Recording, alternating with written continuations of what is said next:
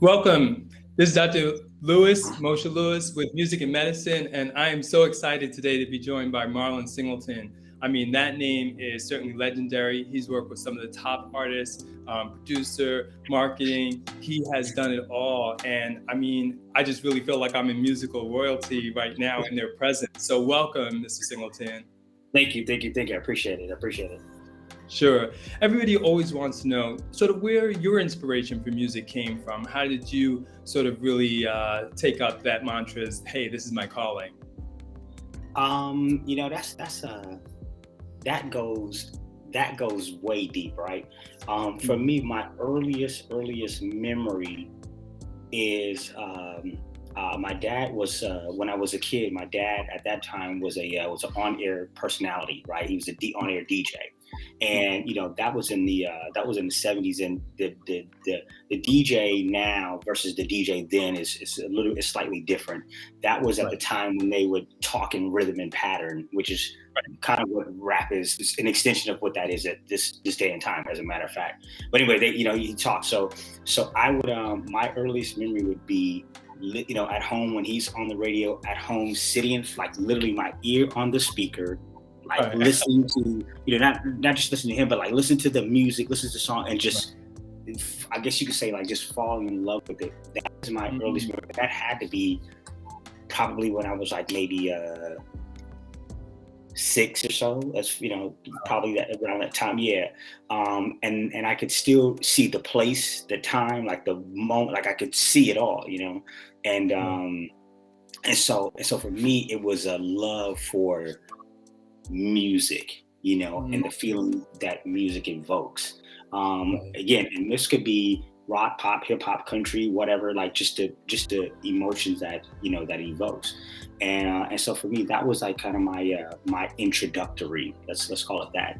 When I was in high school, I remember, it's crazy how so many things touch your life that most people probably don't even know, or right. And so I remember my counselor saying when I was in high school, find the thing that you love to do and do that as a job, and then it won't seem so much like work, right? Exactly. So yes. I was like, well, what do I like to do?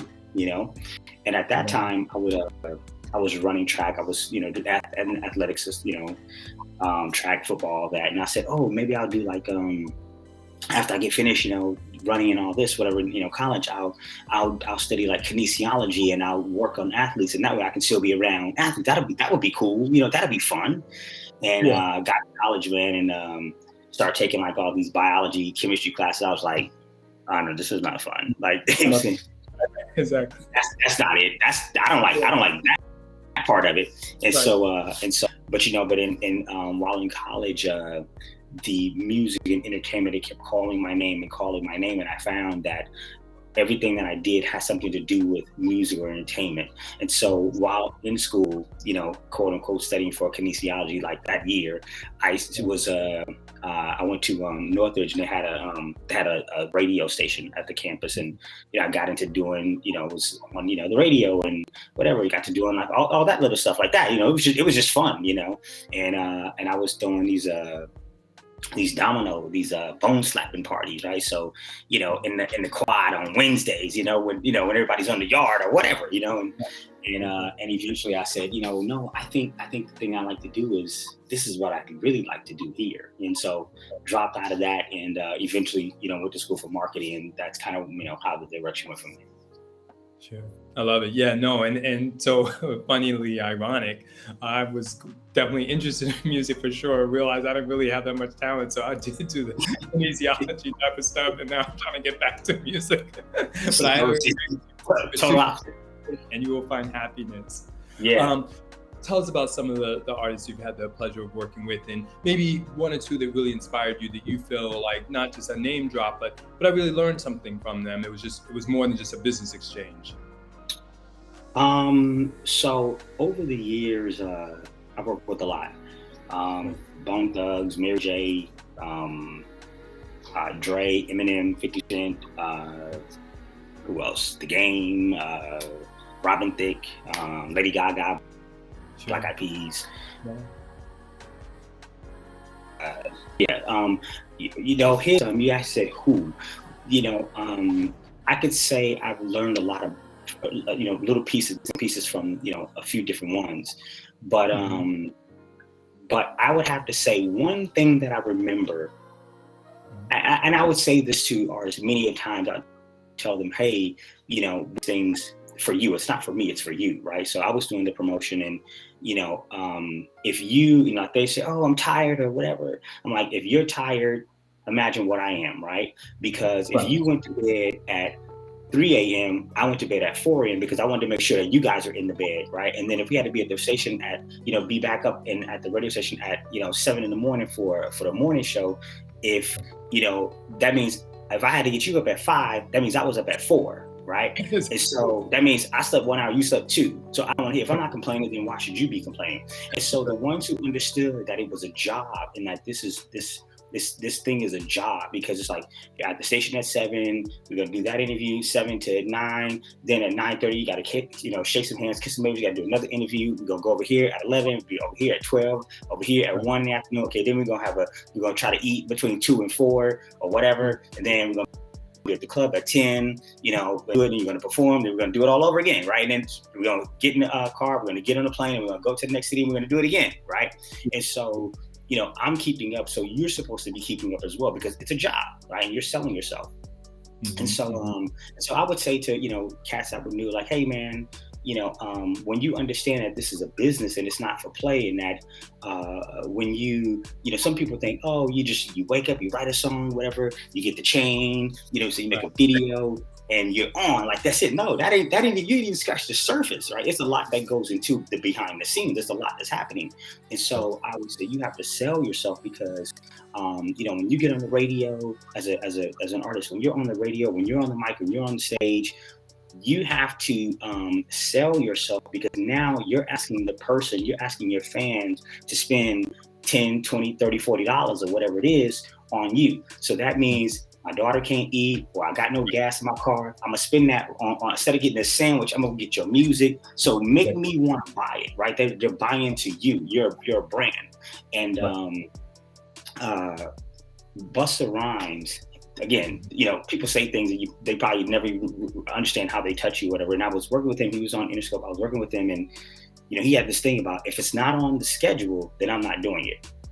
Okay, like, don't spring nothing up on me. Just give me the schedule in the morning. So, and he would go over it, and at the top of the day, okay, we're gonna do this at 9, this at 10. Okay, cool, got it, done. It's all good. But don't in the middle of it be like, okay, and then we're gonna go do this. Like, nah, because in his mind, he probably had already blocked out, this is my time, right, or whatever.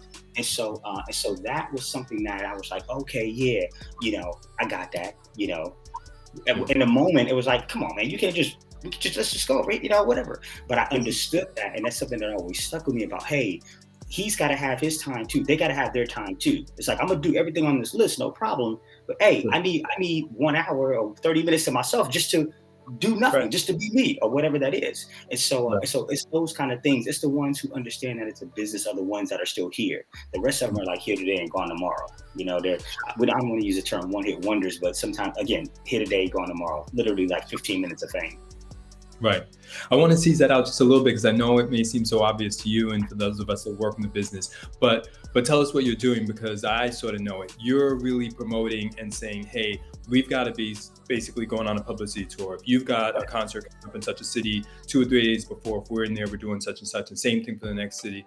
But just talk to us about sort of how critical that is, not only getting ticket sales, but like say concert sales, and the things that you're actually doing, like that you're like literally physically, like your job. I'm setting up people's logistics, I'm setting up meetings, I'm setting up interviews, I'm setting up promo.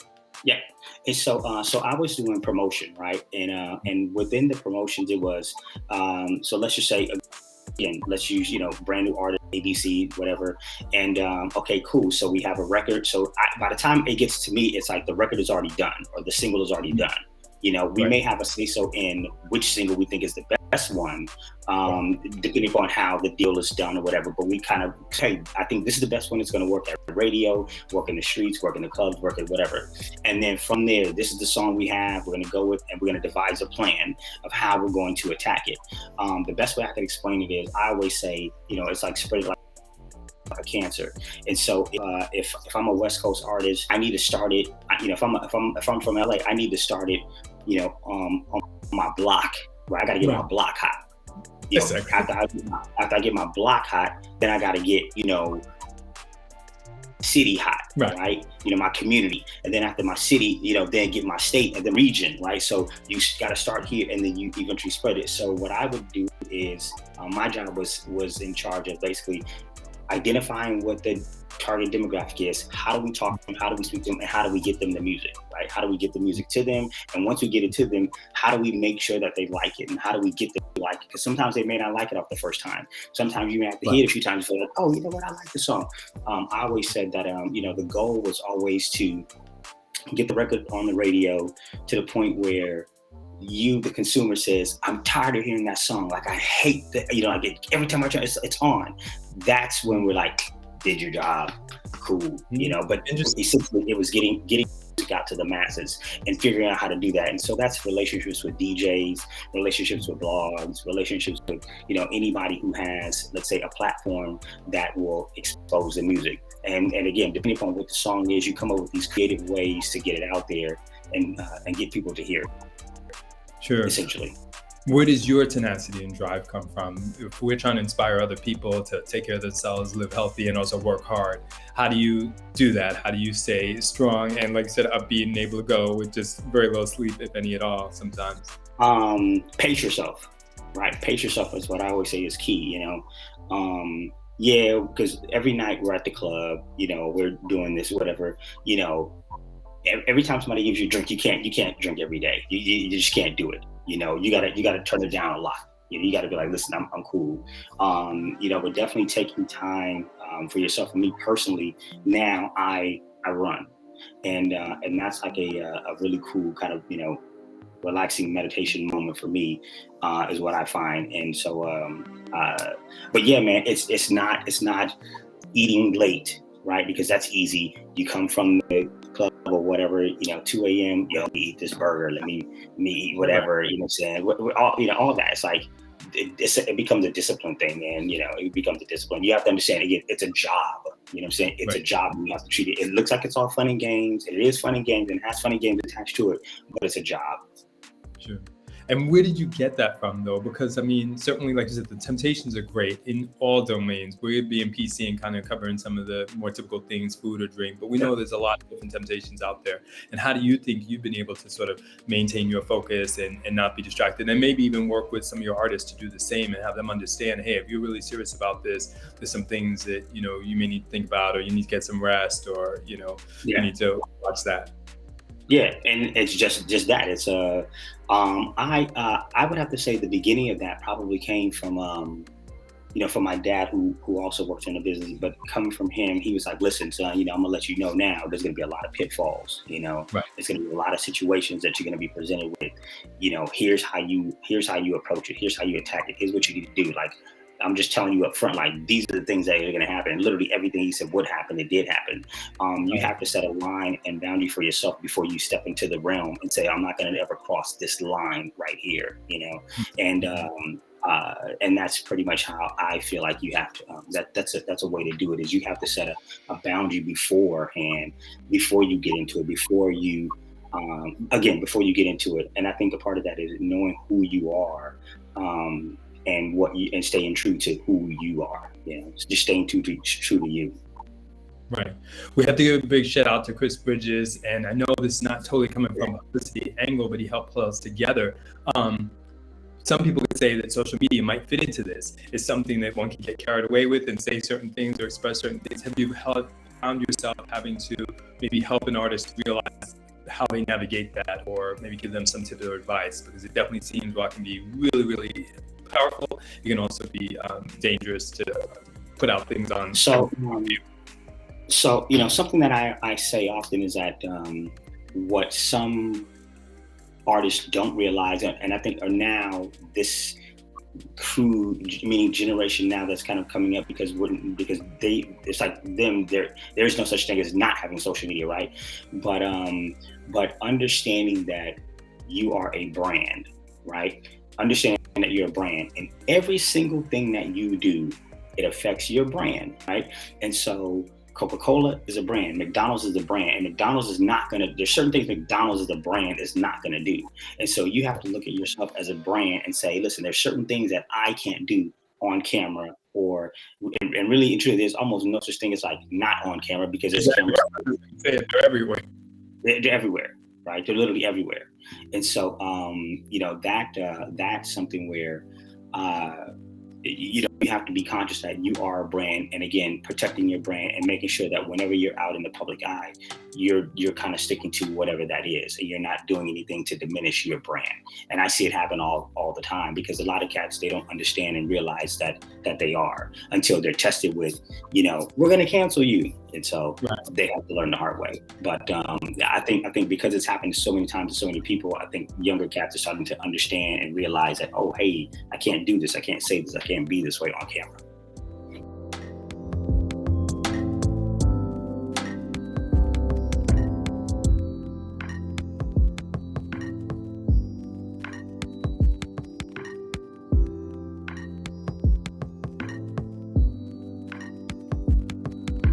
Okay, so the answer is yes. Okay, there's been the ones that you hear and you think, oh, this, and it's not. Right. And then there's the ones that you hear, you're like, this is not going to be a hit, and it is. What I found is that it doesn't matter if I like it or not, because it's not for me, right? It's my job is to get it to the masses, whether I like it or not. And the masses, they're the ones who are going to dictate and say this is a hit or not. For what reason? There's these records that just come along every now and again. They're like an anomaly where it's like, yo, this is the craziest. I don't want to say stupid, but this is like the wackest, craziest, weakest record, but it's a hit, right? It's just something about a magic when it's your time and your moment. That's just what it is. There's just a certain magic that could happen in the studio that made it become that. Like it's just one of those things, and it happens often. And then, like I said, there's some that you're like, oh, I know this is going to be a smash, and then it doesn't smash at all. So, I can't call it. What I say, names of ones, I would not say. Yeah, nobody is 100%, right? Again, that's why I pull my own personal thoughts and feelings out of it and say, because it's not for me, right? That's not my job is not to like it or dislike. My job is to market and promote it, Right. And so. But I mean, typically, I like the ones that I play, but I've had many bets with, and arguments with DJs and, music directors and program directors about this record is a hit, and they're like, it's not a hit. It's like, in a month or 2 months, it's like, oh, you know what? You were right, or I was right, or like it literally happens every single day. Like you can't call it all. You can't call it all, because it's just, like I said, it's the mass, it's the people. They're the ones who really decide, and for whatever reason they gravitate to a certain record, they do, and that's just what it is.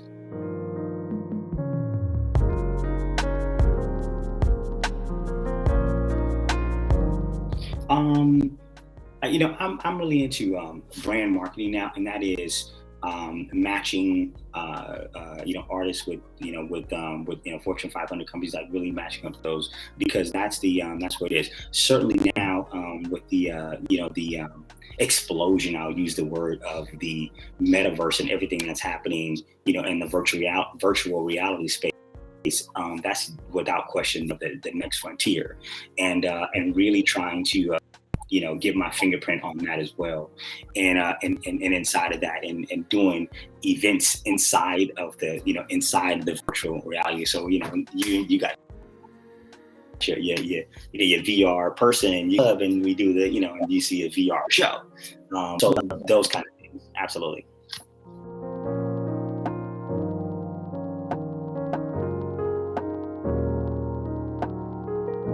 So I always say LinkedIn. I'm on LinkedIn, Marlon Singleton, and I'm pretty easy to find on there. But on LinkedIn, yeah.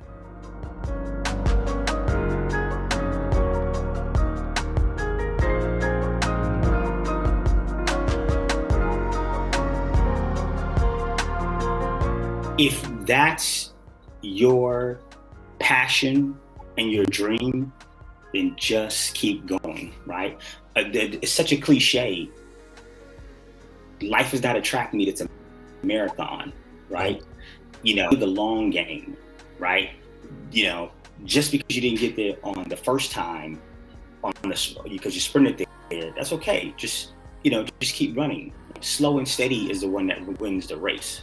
And so, over the course of the last few years, I've run a few marathons, and it's like that becomes more and more and more like that saying again, that cliche. It's like, it's so cliche, but it's like, it's about pace yourself, right? I got 26.2 that I need to run. Do you start off running fast in the beginning? No, because you're going to burn out by, mile 5 or 6 or 7. So in your life, 6 or 7 could be where you are, but understand that, it's 26.2. You got a ways to go. And, while you're in a hurry to get there, just easy, you know what I'm saying? Easy pace. And, and you'll get there. And while you're doing it, what I always, I say this too when I'm running, for me, when I'm running, I don't wear headphones. I don't listen to music. I'm enjoying all the sights and the sounds and the smells, right? I'm taking it all in, because to me, that helps with a part of my creative process as well. I'm taking it all in. And so on your journey, take it all in. The failures, the ups, the downs, like take it all in. That's all a part of the, getting there. That's all a part of the once you get to the finish line, it's like, man, look at all the things that I, the hurdles that I overcame or whatever. That's what's going to make it cool. That's what's going to make it cool. Now, if you want to get there quickly, sure. I use this example about watering the grass. You could go to home, you got a new house, you can go to Home Depot, you can go buy the grass that's already, that's already there, put it down, be like, oh, cool, I got a lawn. But if you don't water it, it's going to die. Or you can go to Home Depot, buy the seeds, put them in there, right? Put them in the ground, put them on the grass. You go outside every day and you water it and you sprinkle it. You water it every day. And eventually you're going to see the grass start to sprout up. And in certain little pockets, going to start sprouting up a little more over here because maybe it's getting a little bit more sun. And the pockets where it's sprouting up a little bit more, tend to that area. See what's happening in that area. Why is my grass going right here versus over there, right? Why is that? Again, maybe it's more sun, maybe it's more water, maybe whatever. And so what it is, because that'll help you to understand, like, oh, maybe my crowd is over here, maybe my niche is right here, maybe my whatever is over here. And so take that, cultivate that, and then from there, learn what's happening in this little pocket, and then spread that out to the rest of the lawn. And then you have a lawn. And it may take you a year before you have a nice, beautiful green lawn, but at least when you get there, you're going to say, you know what, I appreciate this green lawn because I worked for it. I worked hard for it. I did this. And like I said, not listening to music, that's my own personal time to kind of step away from it all. And sometimes you do have to step away, whatever it is that you're doing, step away from it sometimes, just do something totally different and then come back to it. Like, okay, oh, okay, cool. It will give you a totally different perspective sometime too.